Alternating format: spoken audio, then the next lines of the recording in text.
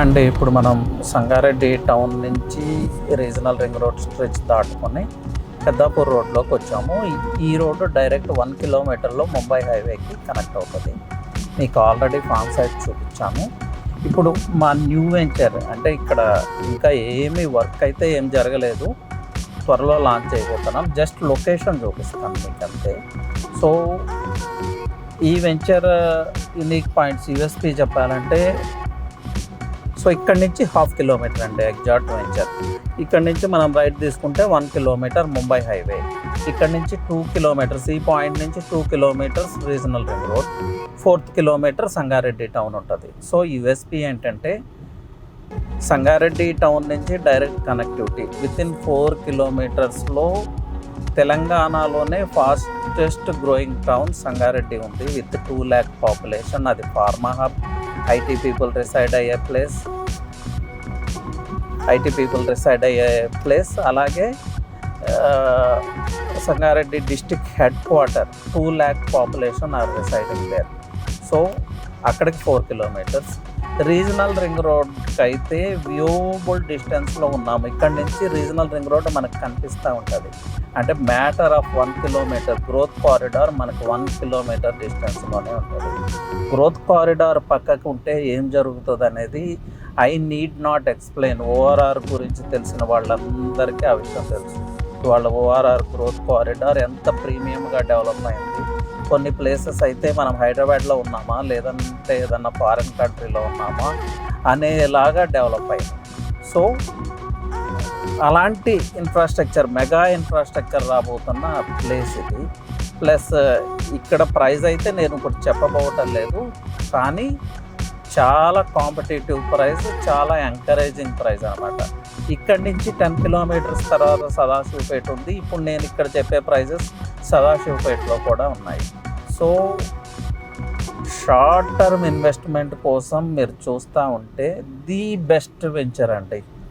ఎందుకంటే 1.5 kilometre Mumbai highway, 1 kilometre regional ring road, 4 kilometres Sangareddy town, people 2 lakh people already residing here.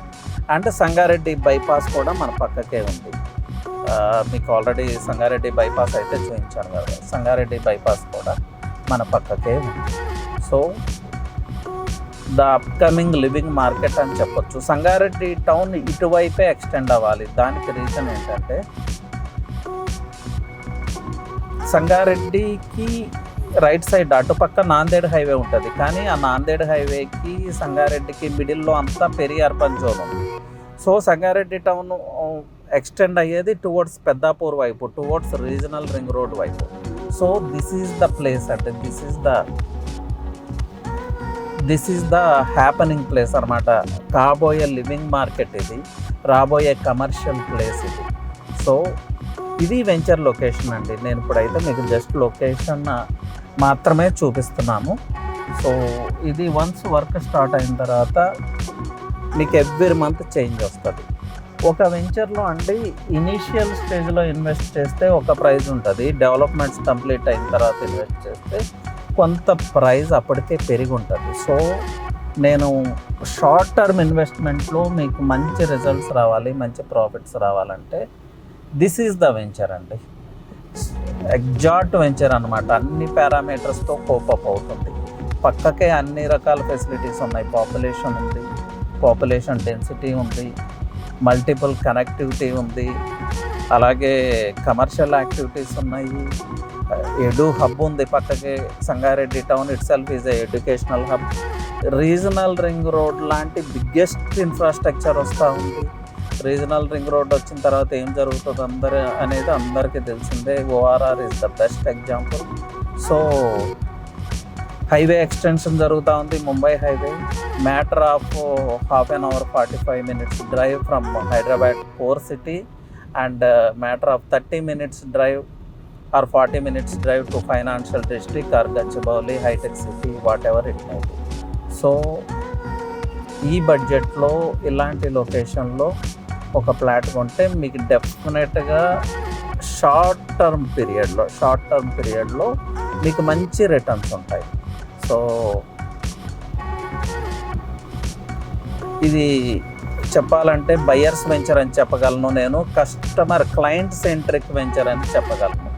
ఇలాంటి ventures చాలా అంటే ఒక 10-20 వెంచర్స్ వస్తే ఇలాంటి వెంచర్ ఒకటి వస్తుంది ఇన్ని పారామీటర్స్తో. సో